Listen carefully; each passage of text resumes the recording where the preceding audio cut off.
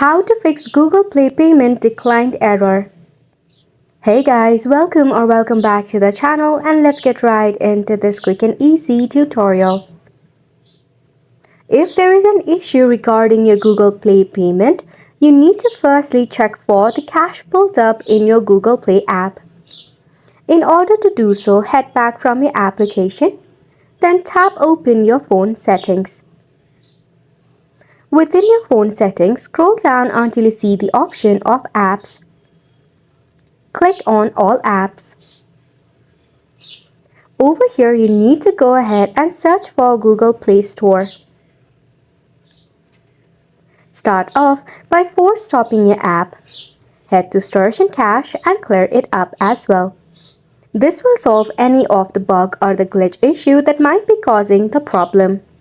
If the issue still persists, check for the balance of your Google Play as well. Also, additionally, check for the Wi-Fi connection. If your Wi-Fi is acting up, switch into a mobile data or turn on the airplane mode for about 3 seconds, then turn it back off. After which, try again with the payment. This sums up the tutorial as well. Thank you so much for tuning in. We'll see you very soon.